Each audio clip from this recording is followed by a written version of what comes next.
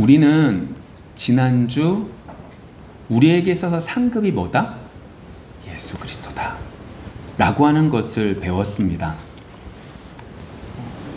이 사실은 예수 그리스도가 아닌 다른 것들을 찾기 위해서 몸부림친 사람들에게는 뭐가 되는 거예요?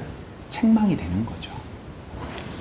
내가 열심히 신앙생활 한다고 했는데 제가 목회자로 따지면 네, 하나님 내가 큰 교회를 세우겠습니다 만을 쫓아간 그들에게는 뭐가 되는 거예요? 책망이 되는 거죠. 근데 반대로 내가 예수님을 믿었어요. 근데 나에게 있어서 모든 것들이 실패하는 거예요. 뒤돌아보니까 나에게 남는 건 예수님밖에 안 남은 거예요. 돈도 없어요. 건강도 없어요. 주변에 사람들도 없어요. 외로이 혼자 있어요.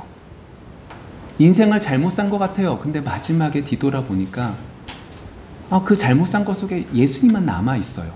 그러한 자들에게 뭐가 되는 거예요? 위로가 되는 거죠.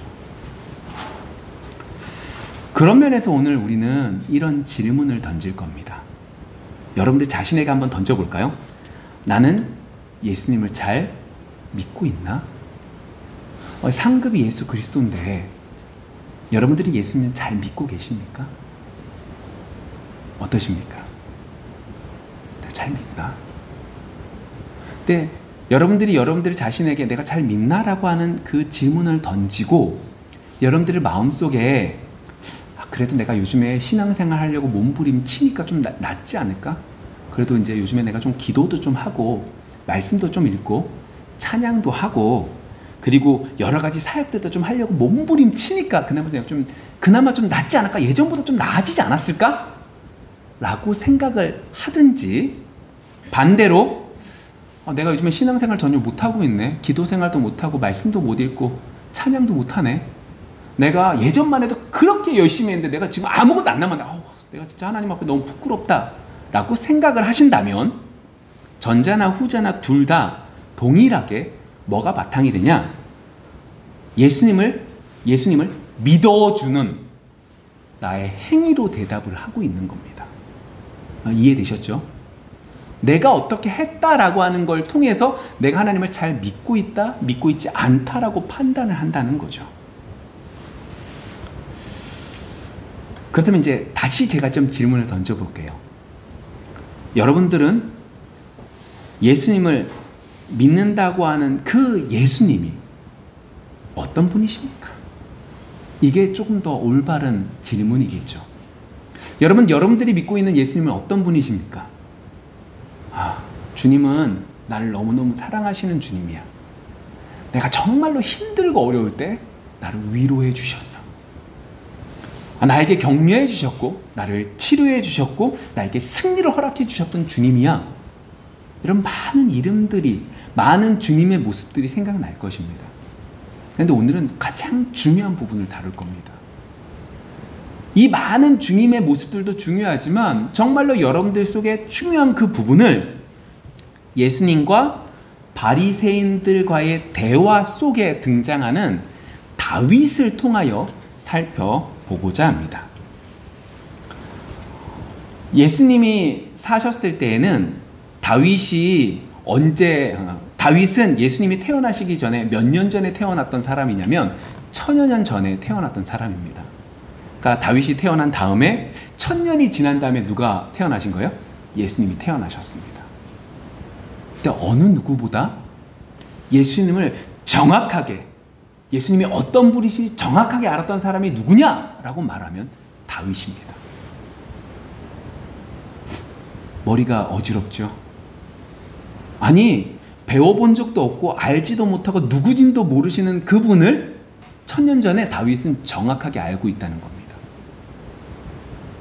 어떻게 그럴 수 있었을까요? 그리고 다윗은 어떻게 예수님을 인식하고 있을까요?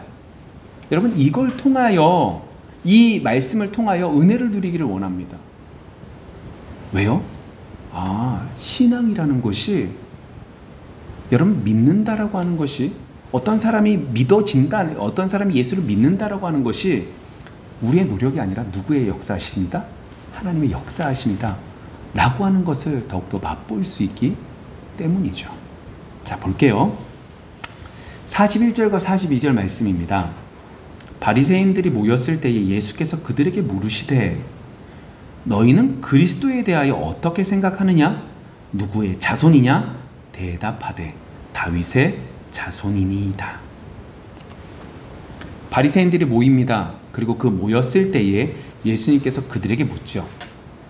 너희는 그리스도에 대해서 어떻게 생각하냐라고 물으십니다. 예수님께서 지금 이 질문을 바리새인들에게 하시는 것은 오늘 우리가 보고 있는 그 본문 앞부분에 보시면 어떠한 일들이 있냐면 세금 논쟁이 있습니다. 이 세금을 누구에게 바치는 것이 좋습니까? 그리고 부활 논쟁이 있습니다. 한 형제가, 한 부부가 있는데 그 부부 가운데 남편이 죽고 그 동생도 죽고 누구의 남편이 됩니까? 그리고 어느 계명이 가장 귀한 겁니까? 라고 하는 어떤 개념이 가장 큽니까? 라고 하는 여러 질문들을 통하여 종교 지도자들은 예수님을 시험하려고 했습니다. 세금 논쟁 속에서 로마에게 세금을 바쳐야 된다라고 말을 한다면 어떻게 하는 거예요? 이걸 통해서 이 사람은 로마의 앞잡이다. 이건 우리의 리더가 될 수 없다라고 말할 것이고, 부활 논쟁 속에서 둘 중에 하나를 선택해버리면 사족의 팔을 선택하든 바리새 팔을 선택함을 통하여 그 이스라엘 민족들이 나뉘어지게 만들 것이며, 여러 가지들을 통하여 예수님을 유대 백성들이 볼 때 꺼려지는 사람으로 만들려고 하는 종교 지도자들의 악한 모습들이었죠. 그리고 이제 그들의 입에서 나올 질문이 뭐였냐? 그 질문을 예수님께서 먼저 하고 계시는 겁니다. 왜냐하면 예수님께서 21장에 보시면 예루살렘에 들어가십니다. 오늘 보고 있는 본문 앞장에 보시면 예수님께서 예루살렘에 들어가십니다. 마지막 이제 예수님께서 돌아가시기 위하여 이 예루살렘에 들어가실 때 이전에는 조용히 들어가셨는데 그때는 뭘 타고 들어가세요? 나귀 새끼를 타고 들어가십니다. 공포하신 거라고 말씀을 드렸죠. 그 공포하시는 것을 통하여 많은 사람들이 어떻게 해요? 예수님을 21장 9절에 보시면 뭐라고 말하냐? 다윗의 자손이여 라고 외칩니다. 그 다윗의 자손이라고 외치는 그 소리의 의미는 정말로 큰 의미가 있었죠. 그리고 그러한 의미 때문에 바리새인들이 모이고 그 바리새인들이 모인 사람들이 예수님께 먼저 그 질문을 던지게 될 겁니다. 그 질문을 던지는 것에 앞서서 예수님이 먼저 질문을 하신 겁니다. 그렇다면 여러분, 예수님이 이걸 모르셔서, 그리스도가 어떤 분인지 모르셔서, 누구의 자손으로 태어날지는 모르셔서 지금 정보를 알기 위해서 바리새인들에게 이 질문을 던지시는 겁니까? 아닙니다. 지금 예수님은 이 정보를 얻기 위해서 이 질문을 던지시는 것이 아니라, 지금 유대인들은 철저하게 율법을 지킨다고 했고 전통을 지킨다고 했고 하나님을 섬긴다고 했던 사람들입니다. 그런데 그들이 얼마나 성경과 동떨어져 있는 신앙관을 가지고 있는지, 동떨어져 있는 모습을 가지고 있는지를, 그리스도를 어떻게 생각하냐라고 하는 것을 통하여 알려주고자 그들에게 이 말씀을 하고 계시는 거죠. 자, 계속 등장하는 게 이제 그리스도입니다. 이 그리스도가 무슨 의미냐? 이 그리스도는요, 히브리어 중에 메시아라고 하는 단어가 있습니다. 이 메시아라고 하는 단어를 헬라 사람들이 헬라어로 이제 번역을 한 겁니다. 그걸 뭐라고 쓴 거예요? 히브리어로 메시아를 헬라어로 번역해서 그리스도다라고 사용하고 있는 거죠. 그래서 그리스도나 메시아나 동일한 말입니다. 그러면 이 메시아라고 하는 의미는 뭐냐?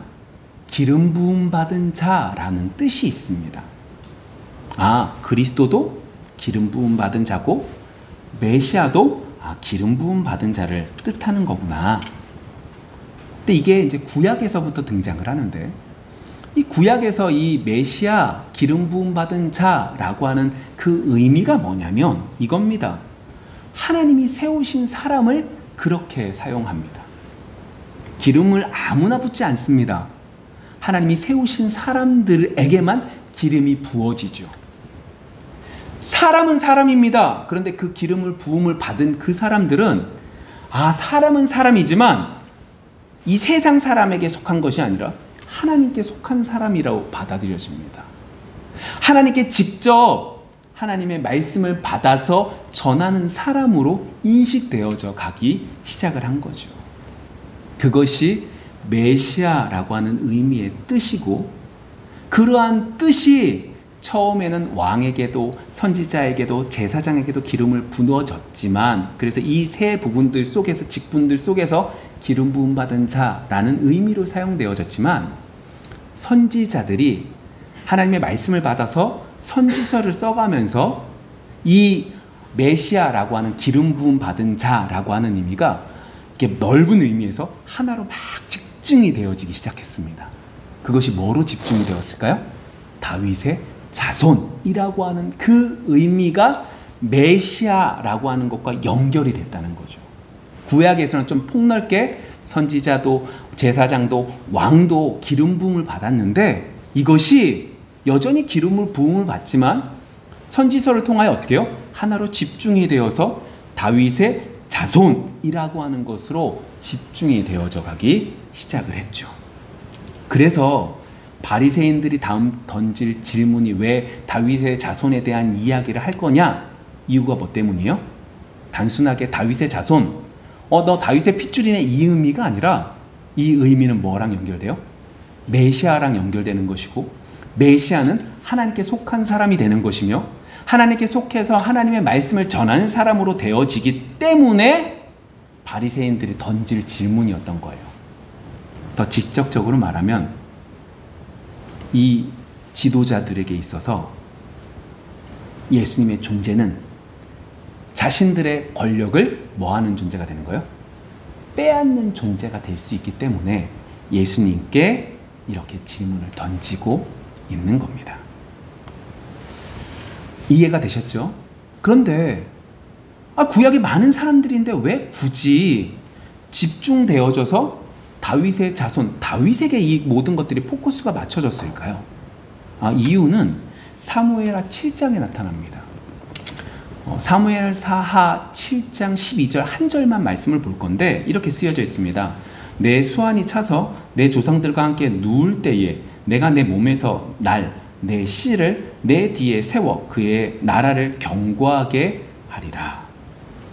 제가 12절 한 절만 봤지만 이 내용은 이렇습니다.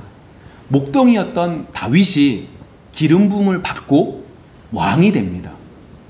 그 나라가 점점 강성해집니다. 하나님께 받은 은혜가 너무 감사해서 자신이 이렇게 좋은 집에 있는데 하나님의 집이 너무나 천막인 것이 너무너무 마음이 안타까워 다윗이 성전을 짓겠다고 말하죠. 나단 선지자를 통하여 하나님께서는 다윗이 성전을 짓지 못하지만 오늘 보고 있는 12절 윗절에서는 11절 사무엘하 7장 11절에서는 다윗을 위하여 집을 짓겠다고 말씀해 주시고, 그리고 16절에서는 다윗의 나라가 영원할 거라고 말하고 왕위가 영원할 거라고 말씀을 해 주십니다. 하나님께서 축복을 내려주시겠다라고 말씀하신 거죠. 이걸 뭐라고 표현하냐? 다윗 언약이라고 말을 합니다. 하나님이 다윗과 언약을 맺어주신 거죠. 내가 너의 집을 지어줄 거다. 너의 나라가 영원할 거다. 너의 왕위가 영원할 거다. 다윗은 이 응답을 받고 간절히 기도합니다. 하나님 이렇게 되기를 원합니다. 근데 다윗뿐만이 아니에요. 이 이야기가 이스라엘 백성들에게 퍼지게 되고 이스라엘 백성들은 이 말씀을 부여잡고 기도하기 시작을 합니다. 하나님, 다윗의 왕국을 만들어 주시겠다고 하지 않았습니까? 영원할 거라고 말씀하지 않으셨습니까? 라고 그들이 기도하기 시작을 했죠. 그런데 남유다 역시도 어떻게 돼요? 멸망합니다. 왕위가 끊기게 됩니다. 포로로 70년 갔다가 돌아왔지만 다시금 왕국을 세울 수 없었습니다. 자신들을 다스렸던 나라들이, 속박했던 나라들이 바벨론도, 그리고 바다와 메세도, 그리고 바사와 메데도, 그리고 헬라도, 로마 제국도 계속 계속해서 여러 제국들이 자신들을 괴롭히기 시작을 합니다. 여러분, 이 정도 되면 포기할 만도 했는데 그들은 이러한 괴로움 속에서 더욱더 이 말씀이 부여잡아지기 시작합니다. 메시아 다윗의 자손을 우리에게 내려주십시오. 분명히 다윗에게 그렇게 말씀하지 않았습니까? 한 사람을 우리에게 좀 보내주셔서 우리를 구원하게 해주십시오. 좀 숨통 좀 트게 해주십시오.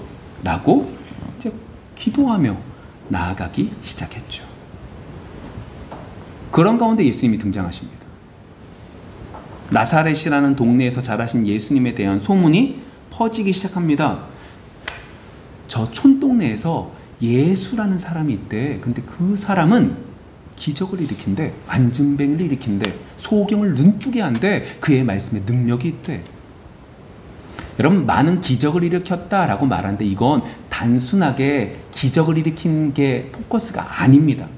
많은 기적을 일으켰다라고 말하는 것은 이사야서에서 말했던 메시아가 오면 많은 기적들이 일어날 것인데 소경이 눈을 뜨고 안진뱅이가 일어나게 될 것이다 라고 하는 말씀이 있습니다. 근데 그 말씀을 누가 이루신 거예요? 예수님이 이루셨거든요. 그러니까 사람들에게 그 소문이 퍼지기 시작합니다. 많은 사람들이 예수님을 쫓아다니기 시작합니다. 병 고침을 받았습니다. 예수님께서 병을 고쳐주셨습니다. 그들은 예수님을 뭐라고 인정할까요? 이분은 메시아야. 기름 부음 받은 자야. 말씀하신 대로 나를 고쳐주셨어. 이분은 다윗의 씨로 이 나라를 변화시키실 분이야. 이 고백을 했습니다.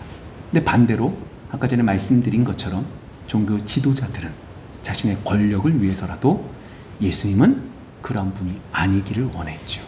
그리고 자신들이 생각했던 그 여러 가지 메시아의 모습과 다르다고 해서 예수님을 인정하지 않았습니다.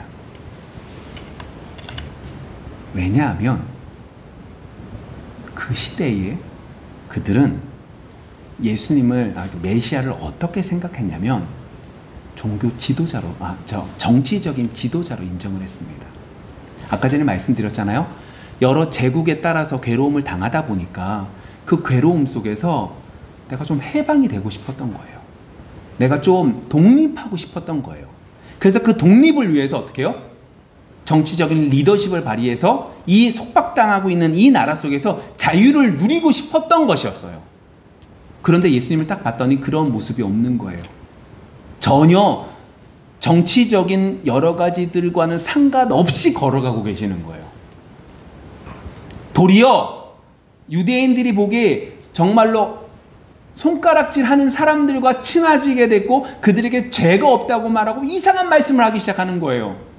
이 사람이 리더가 되면 우리들의 권력은 없어지게 될 것이고 이 사람이 리더가 되면 우리들은 끝날 것이다 라는 생각 속에서 더욱더 예수님을 배척하기 시작을 했죠. 그러한 바리새인들에게 오늘 본문 43절부터 46절 이렇게 말씀하십니다. 이르시되 그러면 다윗이 성령에 감동되어 어찌 그리스도를 주라 칭하여 말하되 주께서 내 주께 이르시되 내가 내 원수를 내 발 아래에 둘 때까지 내 우편에 앉아있으라 하셨도다 하였느냐. 다윗이 그리스도를 주라 칭하였은즉 어찌 그의 자손이 되겠느냐 하시니 한마디도 능히 대답하는 자가 없고 그날부터 감히 그에게 묻는 자도 없더라. 여러분, 유대인들은 성경의 지식들이 많이 있습니다. 그래서 알고 있어요. 그리스도가 누구의 자손이냐? 다윗의 자손이에요. 다 알고 있습니다. 그런데 오늘 이 43절부터 예수님은 다윗은 성령의 감동함을 받아서 자신의 자손이에요. 자신보다 1000년 있다가 태어날 그 예수님이 뭐가 되신다? 그리스도이시며 주가 되신다 라고 하는 걸 어떻게 고백할 수 있겠느냐 라고 질문을 하시고 계시는 거죠. 그리고 그 말씀을 뭐를 근거로? 시편 110편 1절 말씀을 근거로 말씀하고 계십니다. 시편 110편 1절의 말씀들은 이렇게 쓰여져 있습니다. 뭐라고 말을 하냐면 여호와께서 내 주께 말씀하시기를 내가 내 원수들로 내 발판이 되게 하기까지 너는 내 오른쪽에 앉아 있으라 하셨도다. 여러분, 우리가 조금 전에 읽었었던 본문과 지금 정말로 시편 110편 1절에 있는 본문 가운데 좀 다른 게 하나 있습니다. 뭐가 다르냐면 시편 110편 1절에는 여호와께서 내 주께게 라고 말을 한다면, 우리가 오늘 보고 있는 이 본문 속에서는 주께서 내 주께 라고 말을 합니다. 이건 마태가 쓸 때 유대인이거든요. 유대인들은 여호와를 주라고도 쓰거든요. 그래서 그러한 의미로 이제 바꿔서 사용한 겁니다. 자, 그런데 우리가 좀 생각해 보셔야 될 건 이겁니다. 왜 다윗은요, 1000년 전이에요. 근데 1000년 전에도 내 후손으로 태어날 그 예수님을 그리스도 기름 부음 받은 자, 내 주인이라고 고백하고 있는데, 이 바리새인들은 예수님이 앞에 있어요. 예수님이 이루신 기적도 맛봤어요. 그 기적이 단순한 기적이 아니라 메시아로서 일어나는 그 증거가 되는 거예요. 예수님의 핏줄로 올라가 보니까 그가 다윗의 자손으로 태어난 거예요. 이것들을 바라보면 예수님이 메시아다라고 인정해 줘야 되는데, 인정하지 않고 예수님을 왜 박해했을까요? 이유는 이렇습니다. 이 바리새인들이 예수님을 정치적인 지도자가 아니기에 버렸던 이유는 구약에 메시아에 대한 예언들이 있습니다. 그런데 그 예언들 가운데 내가 받고 싶은 것들은 받아요. 그런데 내가 받기 싫은 것들은 어떻게 해요? 받지 않고 의도적으로 피했습니다. 예를 들어서 이사야서 53장의 내용이 뭐냐면, 이사야서입니다. 이사야서 53장의 내용은 예수님이 고난당하시는 부분들에 대해서 얘기하세요. 메시아, 기름 부음 받은 자가 고난을 당할 거야. 너희 질고를 다 짊어지고 그 모든 것들을 대신 지실 거야 라고 하는 그 고난에 대한 얘기가 나옵니다. 시편 89편에서 보시면 예수님이 이제 다윗 언약에 대해서 쭉 얘기하다가 이제 38절부터 좀 바뀌어요. 어떤 내용이 나오냐? 그 주님이 고난당할 거라는 그 내용이 또 나와요. 제가 이 두 본문에 대한 얘기를 하지만 성경의 많은 부분들 가운데 고난에 대한 얘기가 나오거든요. 정말로 그리스도에 대한 부분들 가운데 정말로 중요한 부분인데, 바리새인들은요, 이것들을 받지 않았어요. 버렸어요. 왜 그럴까요? 지금 바리새인들의 눈에는 뭐만 보여요? 우리나라만 보여요. 지금 우리나라가 힘들어요? 좋아요? 힘들어요. 로마의 압제 속에서 괴로워요. 그러다 보니까 뭐밖에 안 보이는 거예요? 하나님이 우리 구세주가 되시고 메시아가 되시는 분이 조금 전에 말씀처럼 모든 것들 속에서 승리하실 거야, 이 부분만 보이는 거예요.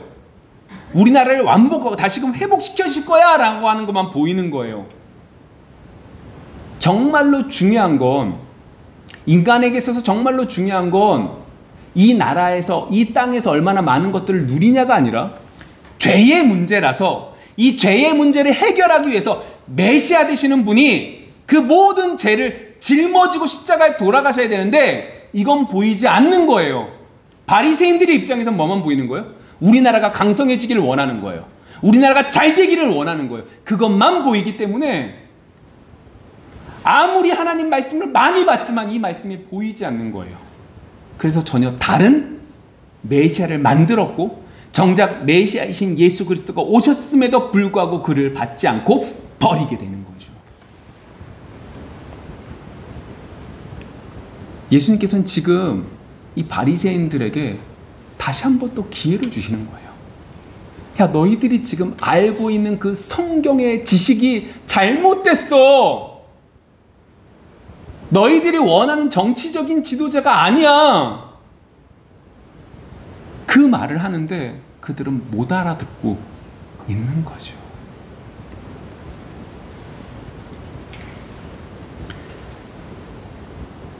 그러면서 이제 44절 말씀을 좀 볼게요. 이제 그러면서 예수님께서 말씀하십니다. 좀 전에 이제 말씀하신 것들은, 야, 너희들 지금 이게 말이 되니?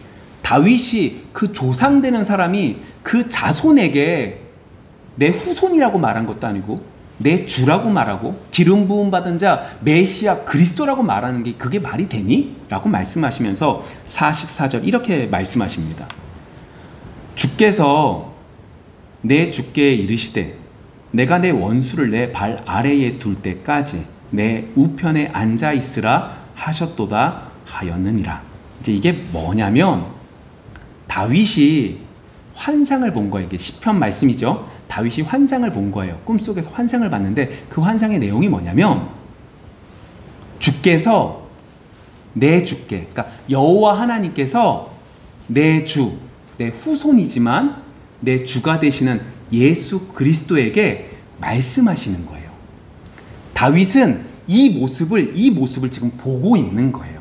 삼자 입장에서 환상 속에서 이 모습을 보는데 뭐라고 말씀하시냐? 이렇게 말씀하시는 거예요. 내가 내 원수를 내 발 아래에 둘 때까지 내 우편에 앉아 있으라 하셨도다.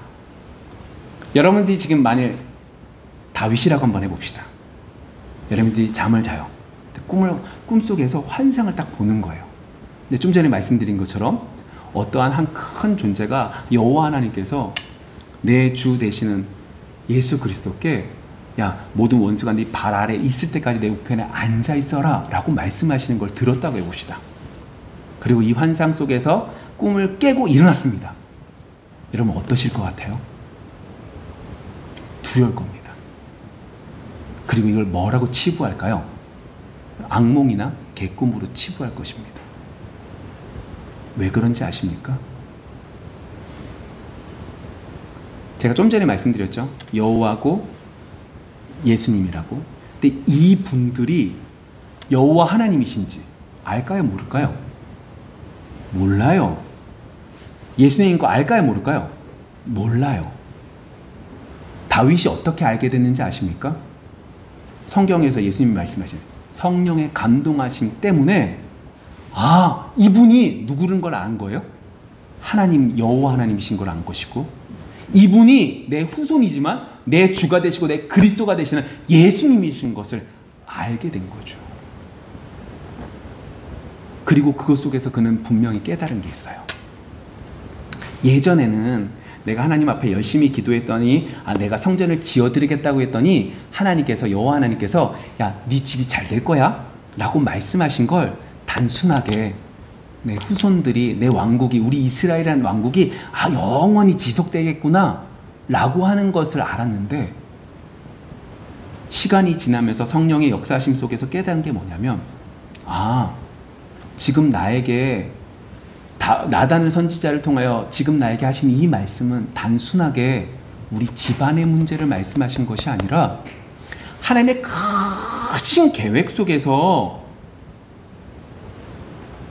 내 후손으로 나실, 내 자손으로 나실 예수님이 주시고 메시아인 것을 알게 하시고 그것을 통하여 진정한 승리를 주시기 위하여 말씀하신 거구나 라고 하는 걸 깨닫게 된 거죠.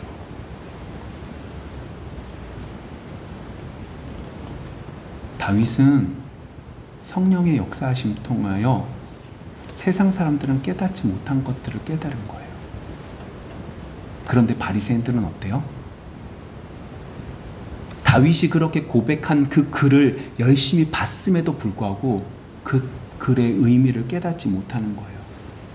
아니, 다윗이 그렇게 소망했던 그리스도를 소망하며 기대하며 기도하고 있지만 그들이 원했던 건 다윗의 때와 같이 그렇게 풍성해지는 그 때를 원했던 것이지 다윗이 성령의 감동하심을 받아서 정말로 이것이 단순하게 우리 왕국이 잘 되는 것이 아니라 인간의 죄의 문제를 해결하시기 위해서 예수님이 오시는 거구나 라고 하는 걸 사모하지도 않았던 거죠. 여러분, 제가 지금 이 말씀들이 좀 어려운 말씀들인데 제가 최대한 조금씩 설명을 해갔어요. 근데 여러분 진짜 드릴 질문이 있죠. 정말로 중요한 질문을 드려야 돼요. 여러분들은 다윗과 같은 은혜를 누리고 계십니까? 다윗처럼 환상 속에서 이분이 여호와 하나님이시구나, 이분이 예수님이시구나, 이건 단순하게 우리 집안에 대한 문제를 말한 것이 아니라 예수님의 하나님의 크신 계획을 말씀하시는 거구나, 예수님이 승리를 이루시는구나. 알고 계십니까? 모르죠. 어떻게 합니까? 다윗은요, 특별하게 하나님의 계시로 깨닫게 해주시는 겁니다. 하나님, 예수님의 그 족보에 들어가는 다윗이기에 하나님이 깨닫게 해주신 거죠. 계시라고 합니다. 그걸. 그러면 우리들한테는요, 분명하게 말씀하셨습니다. 뭘 통해서요?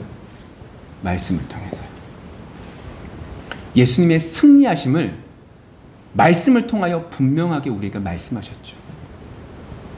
다윗과 같이 그러한 역사들을 직접적으로 맛볼 수는 없지만 성경을 통하여 우리는 분명하게 믿을 수 있게 됐습니다. 볼까요? 히브리서 저자는 이렇게 말을 합니다. 히브리서 1장 1절부터 말씀을 드릴게요. 옛적의 선지자들을 통하여 여러 부분과 여러 모양으로 우리 조상들에게 말씀하신 하나님이 이 모든 날 마지막에는 아들을 통하여 우리에게 말씀하셨으니 이 아들을 만유의 상속자로 세우시고 또 그로 말미암아 모든 세계를 지으셨느니라.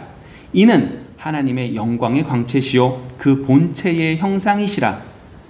그의 능력이 말씀으로 만물을 붙드시며 죄를 정결하게 하는 일을 하시고 높은 곳에 계신 지극히 크신 이의 우편에 앉으셨느니라. 여러분, 이 히브리서 말씀은 우리가 조금 전에 봤던 시편 110편 1절의 말씀들을 누가 이루셨다? 예수님이 이루셨다라고 하는 걸 분명히 밝히고 있는 겁니다. 2절의 말씀 속에서 뭐라고 말하냐면 이 모든 날 마지막에는 이라고 말하잖아요. 이건 이렇게 보셔야 돼요. 예수님께서 십자가에서 못 박히시고 그 모든 것들을 이루셨던 그 시점을 우리는 마지막 때라고 합니다. 그래서 말세라고 말하는 건 지금도 말세입니다. 언제부터? 예수님이 승천하신 이후부터 그때부터 이제 다 말세라고 우리는 받습니다. 그러니까 지금 이 말씀을 그대로 받으면 예수님이 십자가에 못 박히시고 그 모든 사역을 이루신 이후부터 1절 말씀, 옛적의 선지자들을 통하여 여러 부분과 여러 모양으로 말씀하신 그것들이 이제 누구로 모이는 거예요? 예수님으로 모이는 거예요. 그 예수님은 어떤 분이세요? 만유의 상속자가 2절에 보시면 되시는 거예요.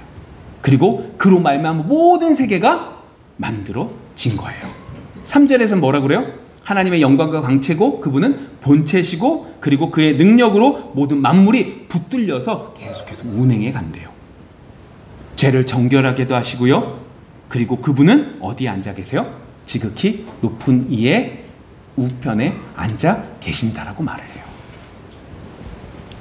히브리서 1장 13절에 이것들이 정확하게 이렇게 말합니다. 어느 날에 천사 중 누구에게 내가 내 원수로 내 발등상이 되게 하기까지 너는 내 우편에 앉아 있으라 하셨느냐.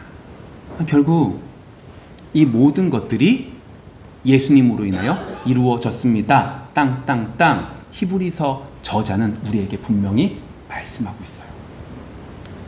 다윗은 이걸 언제 깨달아요? 예수님이 태어나시기 1000년 전에요.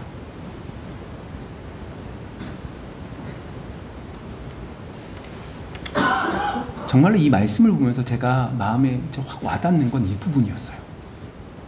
정말로 하나님이 하시면 됩니다. 근데 이건 제가 단순하게 여러분들이 원하는 걸 기도하면 하나님이 하시면 됩니다. 저에게 이것을 주실 줄 믿습니다. 이러한 부분을 말하고 있는 게 아니에요. 이것보다 더욱더 힘든 부분, 우리로는 할 수 없는 부분들을 하나님이 하시면 되는구나 라는 걸 깨닫게 돼요. 그게 뭐예요?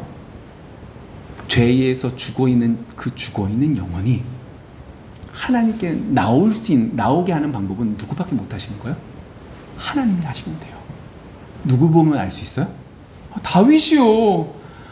다윗이 언제요? 예수님이 태어나시기 전 1000년 전에 있었던 사람인데 그는 성령의 감동하심을 받아서 분명하게 예수님은 주가 되십니다. 내 자손이 되는 예수님은 그리스도가 되십니다. 라고 고백하고 있잖아요. 누가 하시는 거예요? 하나님이 하시는 거예요. 하나님이 하시면 돼요. 우리는 사람은 바꿀 수 없어요. 그런데 하나님이 하시면 돼요. 누굴 통해서 볼 수 있어요? 다윗을 통하여 볼 수 있게 된 거죠. 여러분, 이게 다윗에게 있어서 상급이에요. 예수님이 태어나시기 1000년 전에 그는 예수님을 봐서 다른 사람들은 누리지 못하는 평안을 누리고 있어요. 예를 들게요. 여러분, 우리가 시편 말씀을 새벽마다 보고 있잖아요. 여러분 성경을 시편 말씀 읽고 계시잖아요. 시편에서 다윗이 쓴 시 속에서 다윗이 때때로 되게 당당하게 고백할 때가 있습니다. 하나님, 제가 하나님 앞에 있으니까 나를 구원해 주세요 라고 말을 합니다. 때때로는 하나님, 제가 죄인입니다 라고 막 고백합니다. 근데 다윗이 어떻게 하나님, 제가 여기 있사오니 나를 구원해 주세요 이렇게 당당하게 나갈 수 있었을까요? 아, 내가 행동들을 똑바로 해서요? 아니에요.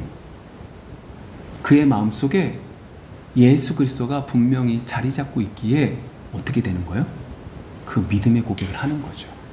그것이 이제 구약에서 다윗의 시에서는 하나 여호와의 인자하심과 긍휼하심이라고 표현하지만 우린 분명히 알아요.